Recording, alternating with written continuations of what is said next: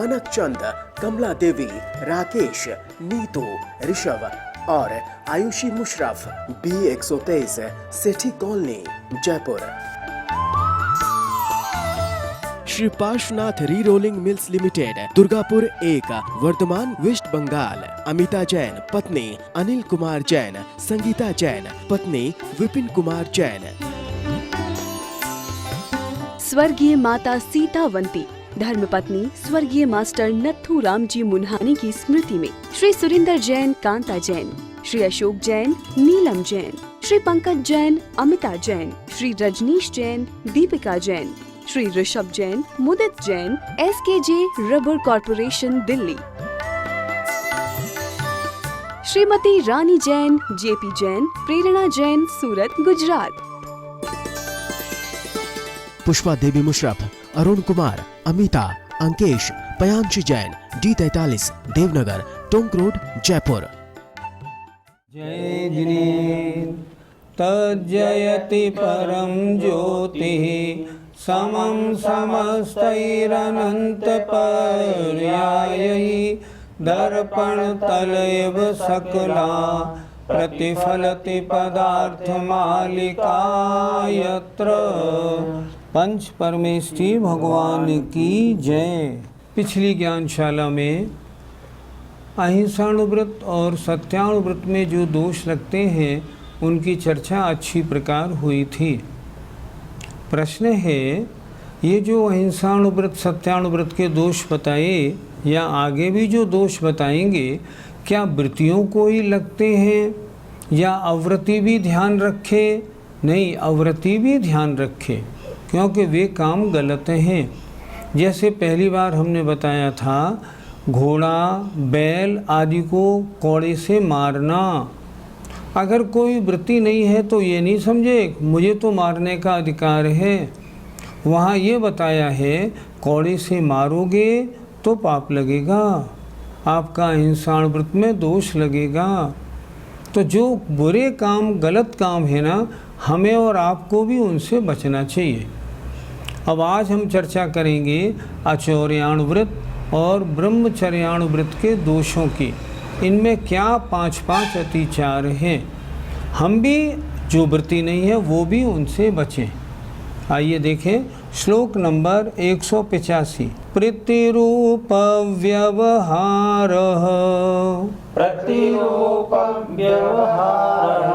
स्तेन नियोगस्तदा हृता दानम्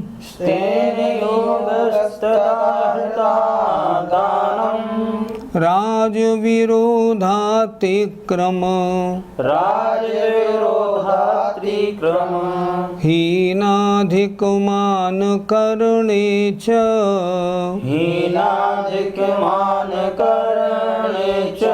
बोलिए। प्रतिरूप व्यवहार स्तेन नियोगस्तदा हृता दानम् राजविरोधातिक्रम हीनाधिकमान करणे च। आचौर्याणुव्रत के 5 अतिचार। पहला, प्रतिरूप व्यवहार, अर्थात चोखी वस्तु में खोटी वस्तु मिलाकर बेचना। दोनों वस्तु एक सी दिख रही हैं, असली घी में डालडा मिलाया और बेच दिया। प्रतिरूप व्यवहार। स्तेन नियोगः, अर्थात स्तेन चोरी करने में सहयोग देना। इसकी चोरी ऐसे हो सकती है, ऐसे करोगे तो काम बन जाएगा आदि। तदा हृत आदानम, उसके द्वारा चुराए गए सामान को आदान माने ग्रहण करना, अर्थात चोरी का माल खरीदना। ये भी आचौर्याणुव्रत में दोष है। राज विरोध अतिक्रम, अर्थात राज्य का जो नियम है उनका अतिक्रमण करना, अर्थात राज्य में जो कानून है उन कानूनों के विरोध में प्रवृत्ति करना, अर्थात टैक्स आदि का न देना। और हीनाधिक मान करने च, हीन माने कम, अधिक माने ज़्यादा, तोल नाप करना। अर्थात माल लेना है तो भारी वाले बाँट, और बेचना है तो हल्के वाले बाँट, ऐसा करना। अगर कोई ऐसा करता है तो अचौर्याणुवृत्त में दोष लगता है। ये तो चोरी ही है, दोष तो लगेगा ही। फिर एक बार देखें, प्रतिरूप व्यवहार, अच्छी वस्तु में खोटी वस्तु मिलाकर बेचना। दूसरा स्तेन नियोग, चोरी में सहायता देना, चोरी के रास्ते बताना। तदाहृत आदानम, उसके द्वारा चुराया गया जो माल है उसको खरीद लेना। आदान माने ग्रहण करना। और राज विरोधातिक्रम, राज्य के कानूनों का उल्लंघन करना। और हीन अधिक मानकरण, हीन माने कम, अधिक माने ज़्यादा, तोल नाप करना। इस तरह अचौर्याणुवृत्त के 5 अतिचार हैं। ये तो सरासर चोरी ही है। इसलिए अगर कोई ऐसा यदा कदा भी करता है ना तो उसके दोष लगता है। पंडित जी, प्रतिरूप व्यवहार अतिचार से हमें क्या समझना चाहिए? 2 वस्तुएं देखने में एक सी लगती हों, एक सस्ती हो एक महंगी हो, उन दोनों को मिलाकर महंगी के भाव बेचना। जैसे मैंने अभी बताया ना, घी डालडा है, उसको असली घी में मिलाकर असली कह के बेचना। जैसे चांदी और गिलट, गिलट भी सफ़ेद होती है, चांदी भी सफ़ेद होती है, तो गिलट को चांदी में मिला के बेचना और चांदी के भाव बेचना। सराफे का काम कैसा होता है कि बिना मिलावट के माल बनता नहीं, फिर कैसे करे अचौर्याणुवृत्त का धारी? मान लो कोई वस्तु है, मान लो चांदी की जंजीर है, जंजीर में चांदी है 75% और 25% अन्य धातु हैं, तो वो कैसे बेचेगा? भैया इसमें 75% चांदी है तो मेरे 100 तोले में 75 तोले चांदी के पैसे मुझे देना। मतलब गिलट को चांदी के भाव नहीं बेचना। अगर बेचता है तो प्रतिरूप व्यवहार नाम का दोष लगता है। अर्थात एक सी दिखने वाली 2 सस्ती और महंगी वस्तुओं को मिलाना और महंगी के भाव बेचना, इसका नाम प्रतिरूप व्यवहार है। ये अचौर्याणुवृत्त में दोष है। पंडित जी, स्तेन नियोग, यह शब्द क्या कहता है? चोरी के उपाय बताना। कोई व्यक्ति विदेश से आ रहा हो और मान लीजिए सोने की जंजीर ला रहा है और कस्टम ड्यूटी बचानी है, तो उससे कहना देखो ऐसा करना, तुम जो मोजे पहने हो ना उन मोजे में रख के चुपचाप दुबका के ले आना तो काम बन जाएगा। व्रती कभी ऐसे नहीं बोलेगा। व्रती बोलेगा नहीं, पूरी ड्यूटी पे करके सामान लाना, जो ड्यूटी लगती है वो हमको देनी है। इसलिए चोरी के उपाय अगर बताने वाला कोई कार्य होता है तो अचौर्याणुवृत्त में दोष लगता है। पंडित जी, तदाहृत दान से हमें क्या समझना चाहिए? तत् आहृत आदान, तत् माने उस चोर के द्वारा, आहृत माने अपहरण की गई वस्तु का, आदान माने ग्रहण करना। जिसको चोरी का उपाय बताया था वो गया और चोरी करके ले आया, उसका माल खरीद लिया। अथवा चोरी का माल खरीदना। हमको कैसे मालूम पड़े ये माल चोरी का है या साहूकारी का? चोरी का माल हमेशा सस्ता मिलता है। बहुत से लोग तो ऐसे हैं जो यही धंधा करते हैं, उनके यहाँ चोरी का माल हमेशा रोज़ डेली आता है और रोज़ गलता है। अगर ऐसा है ना, उनके कभी अचौर्याणुवृत्त नहीं हो पाएगा। तो यहाँ इसका मतलब है चोर जो चुरा के लाया हो उसको अगर लेता है तो भी अचौर्याणुवृत्त में दोष है। पंडित जी, राज विरोधातिक्रम की इस शब्द की क्या व्याख्या बनेगी? जिस कार्य में राज्य का विरोध हो उसका उल्लंघन करना। जैसे एग्जाम्पल, नियम बनाया है गेहूं को राजस्थान से बाहर नहीं भेजना, इस पर बैन लगा हुआ है, लेकिन फिर भी ट्रक वालों ठेले वालों से बात करके और उस गेहूं को राजस्थान से बाहर भिजवाने का गुपचुप व्यवस्था करना गलत काम। जैसे मान लो कोई चीज़ है, अगर उसको हम एग्रीकल्चर लिख के बेचते हैं तो लगता है टैक्स 4%, ऑटोमोबाइल लिख के बेचते हैं तो लगता है 12%। तो ऑटोमोबाइल को भी एग्रीकल्चर लिखकर बेचना ये भी चोरी में दोष है। राज विरोधातिक्रम, income tax, sale tax, excise duty आदि का बचाना, चुंगी आदि का बचाना, ये सब राज विरोधातिक्रम में आते हैं। जो व्रती है वो राज्य के नियमों का पालन करता है, टैक्स पूरा देता है और चैन से सोता है। इसीलिए तो उसका मन धार्मिक कार्यों में लगेगा, उसे किसी का डर नहीं, क्योंकि वो गलत काम करता ही नहीं है। पंडित जी, हीनाधिक मानकरण शब्द से हमें क्या समझना चाहिए? दुकान पर 2 तराजू लगी हैं।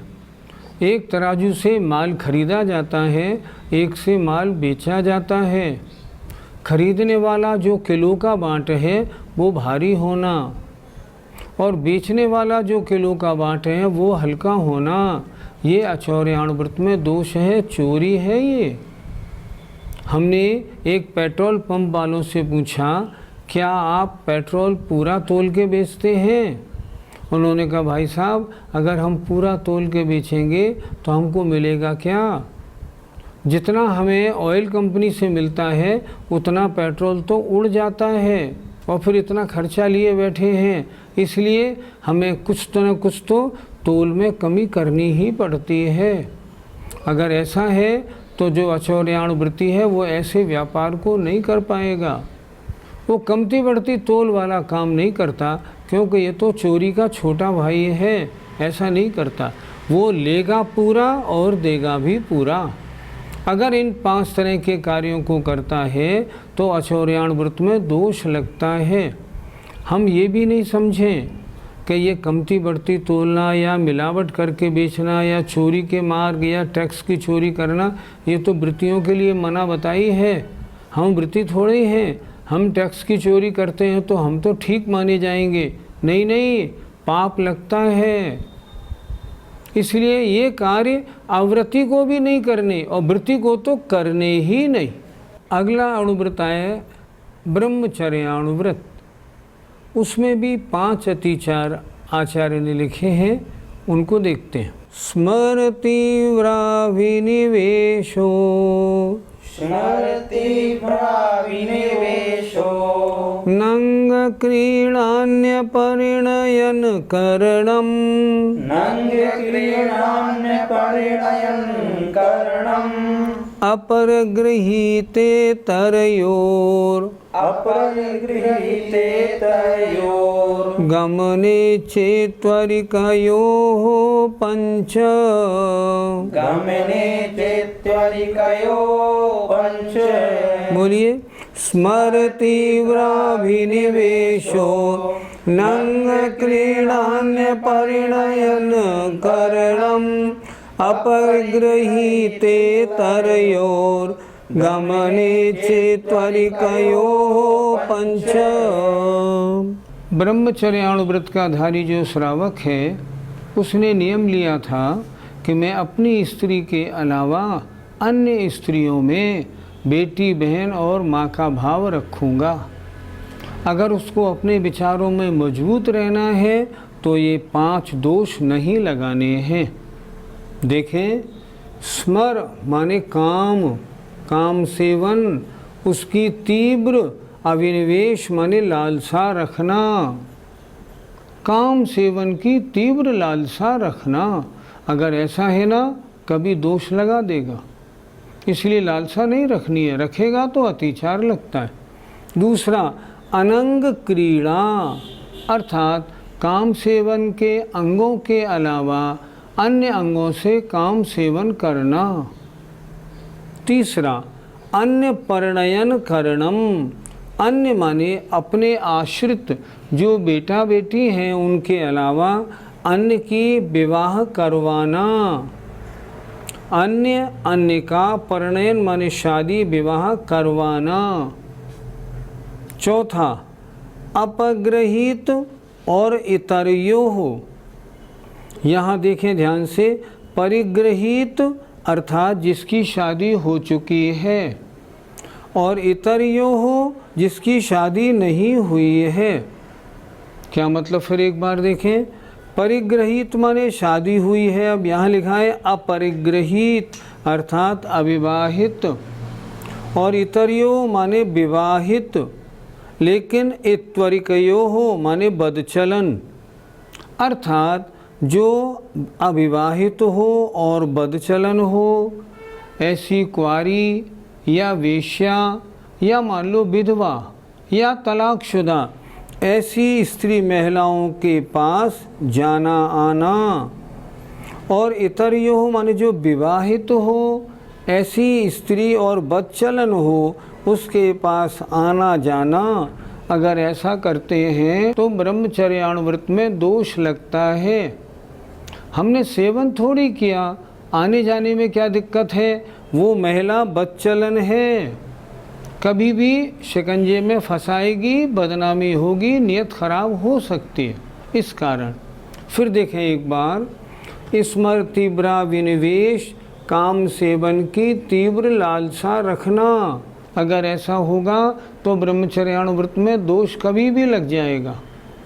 दूसरा, अनंग क्रीड़ा, काम सेवन के अंगों के अलावा अन्य अंगों से काम सेवन करना। अन्य परिणयन करणम, अपने आश्रित बेटे बेटी के अलावा अन्य की विवाह शादी करवाना। चौथा, अपरिग्रहित मान जो अविवाहित है लेकिन इत्वरिका जो बदचलन है उसके यहाँ गमने जाना आना। और इतरयोः माने जो विवाहित है पर बदचलन है उसके यहाँ आना जाना। इस तरह ब्रह्मचर्यानुव्रत के 5 अतिचार है। ब्रह्मचर्यानुव्रत वाला बहुत सावधानी रखता है, महिलाओं से बहुत संबंध रखता ही नहीं। ऐसा करेगा तभी उसका ब्रह्मचर्यानुव्रत सुरक्षित रहेगा। अगर इन किसी भी कार्यों में लगेगा तो उसमें दोष लग जाएगा। पंडित जी, पहला अतिचार है स्मर तीव्रा विनिवेश, इससे हमें क्या समझना चाहिए? ब्रह्मचर्यानुव्रती केवल अपनी स्त्री के द्वारा काम सेवन करता है, लेकिन फिर भी अगर उसकी बहुत अभिलाषा है काम सेवन की तो उसको दोष है। बहुत अभिलाषा का मतलब अष्टमी चतुर्दशी को भी संयम से ना रहे, यात्रा में भी संयम से ना रहे, भादों का महीना दशलक्षणी अष्टानिका में संयम से ना रहेगा तो दोष लगेगा। क्यों? काम सेवन की तीव्र अभिलाषा होगी, कभी भी सीमा का उल्लंघन हो सकता है। इसलिए काम सेवन की अभिलाषा कम से कम रखना, अगर नहीं रखेंगे तो दोष लगता है। पंडित जी, यहाँ अनंग क्रीड़ा से क्या तात्पर्य है? काम सेवन के अंग निश्चित हैं, काम सेवन उन्हीं से किया जाता है, लेकिन अगर उनके अलावा अन्य अंगों से काम सेवन करते हैं तो ब्रह्मचर्यानुव्रत में दोष है। क्यों? काम सेवन की तीव्र अभिलाषा होने के कारण। अतः ऐसा भी कभी नहीं करना चाहिए। पंडित जी, अन्न परिणयन करण इस शब्द का क्या अर्थ होता है? अपने बेटा बेटी के अलावा अन्य औरों की बेटा बेटियों की शादी करवाना। शादी करना और कराना अच्छा कार्य नहीं, लेकिन अगर अन्य की शादी कराने में इंटरेस्ट लेता है ना, तो अन्य जीव को भी अब ब्रह्म की ओर आकर्षित करने के कारण उसके ब्रह्मचर्यानुव्रत में दोष लगता है। उसकी मजबूरी है कि उसे अपने बेटा बेटियों की भी शादी करानी पड़ रही है। श्रावकाचारों में तो ऐसा लिखा है, अगर तेरे बेटा बेटी की शादी तेरा भाई कर सकता हो तो अपने भाई को उतने रुपए दे दे। भैया ये 25 लाख रुपए रखो, मैं तो महावीर जी जा रहा हूँ, 10 दिन बाद आऊँगा, तुम इसकी सारी ब्याह शादी मेरे पीछे निपटा देना। क्योंकि वो जानता है इस शादी ब्याह के कार्यों में कितना दुर्ध्यान होता है, खोटा ध्यान। इसलिए अपनी शादी नहीं कर रहा अपने बच्चों की, तो अन्य बच्चों की शादी में कैसे इंटरेस्ट लेगा। अगर कोई ये बोले अगर आप अन्य की ब्याह शादी बच्चों की नहीं करवाओगे तो आपकी कौन कराएगा, नहीं ऐसे नहीं होता। अन्य की शादी कराने में अपने को कोई इंटरेस्ट वृत्ति को नहीं लेना चाहिए। पंडित जी, अपरिग्रहिता गमन से हमें क्या समझना चाहिए? जिसका पाणी ग्रहण नहीं हुआ है, ऐसी कोई कुंवारी हो पर बदचलन हो, विधवा हो, तलाकशुदा हो पर बदचलन हो, ऐसे के यहाँ आना जाना नहीं, व्यवहार नहीं रखना। हमसे तो सुधा सागर जी महाराज हमारे छात्रावास के बच्चों को ये समझाते हैं, कहीं भी शिविर लगाने जाओ, 10 लक्षण पर्व में प्रवचन करने जाओ, कोई महिला किसी भी उम्र की हो कोई संबंध नहीं रखना, कमरे में आने ही नहीं देना, अकेली को तो आने ही नहीं देना। कभी कोई कहने आने का मौका पड़े तो 2 या 3 हो तब उनको प्रवेश देना। वो यहाँ तक कहते हैं किसी भी लेडी को अपने हाथ से किताब मत देना, किताब रख देना, बहन जी किताब ले लीजिए, अन्यथा ब्रह्मचर्य में दोष लगता है। पंडित जी, परिगृहीता गमन इस शब्द का अर्थ हमें क्या समझना चाहिए? इसके साथ इत्वर का शब्द और लगाओ। जो शादीशुदा परिगृहीता शादीशुदा हो, इत्वर का बदचलन हो, बदनाम हो, जिसका अन्य और लोगों से संबंध हो, इसके साथ आना जाना, लेना देना, उसके घर भोजन पानी करना नहीं, बिल्कुल दूर रहने का काम है। अगर उसके यहाँ आना जाना रखेंगे, किसी प्रकार का लेन देन, खरीद बिक्री या कोई भी संबंध रखेंगे, कभी भी आपके ब्रह्मचर्य में दूषण हो जाएगा। इसलिए ऐसा कार्य नहीं करना। शादीशुदा हो या गैर शादीशुदा हो, अगर बदचलन है उससे दूर रहना चाहिए। अगर नहीं रहेंगे तो ब्रह्मचर्यानुव्रत में दोष लगेगा। ये जो दोष बताए हैं ये मात्र वृत्तियों पर लागू नहीं है। हम अव्रती हैं, हमने और आपने प्रतिमाएं नहीं ली, फिर भी हमें इन बातों का ध्यान रखना चाहिए। अन्य की शादियों में हमें वृत्ति को तो जाने का काम ही नहीं, लेकिन अन्य की शादी ब्याह कराने में नहीं जुड़ना चाहिए। शादी ब्याह कराने का काम देखो कितना खोटा है। अगर आपने लड़का अच्छा दिला दिया, आपकी कोई वाहवाही नहीं, और लड़के में एक ऐब निकल आया तो तुमने हमारी लड़की को मरवा दिया। ऐसे काम में हम क्यों पड़ें? आजकल बहुत सी शादी ब्याह कराने वाली एजेंसियां लोगों ने खोल ली हैं, अपने आमदनी के साधन बना लिए हैं। ये सब ब्रह्मचर्य में दूषण लगाने वाले कार्य हैं। व्रती इन कार्यों को कभी नहीं करेगा। जय जिनेंद्र। मानक चंद, कमला देवी, राकेश, नीतू, ऋषभ और Ayushi Musharraf, B123, Sethi colony, Jaipur. Shri Parshwanath re rolling mills limited, Durgapur 1, Vardhaman, west Bengal. Amita Jain पत्नी अनिल कुमार जैन, संगीता जैन पत्नी विपिन कुमार जैन। स्वर्गीय माता सीतावंती धर्मपत्नी स्वर्गीय मास्टर नत्थू राम जी मुन्हानी की स्मृति में Shri Surinder Jain Kanta Jain, Shri Ashok Jain Neelam Jain, Shri Pankaj Jain Amita Jain, Shri Rajneesh Jain Deepika Jain, Shri Rishabh Jain Mudit Jain, SKJ rubber corporation Delhi, Shrimati Rani Jain JP Jain Prerna Jain Surat Gujarat. Pushpa Devi Musharraf, Arun Kumar, Amita, Ankesh, Payanshi Jain D43 Devnagar, Tonk road, Jaipur.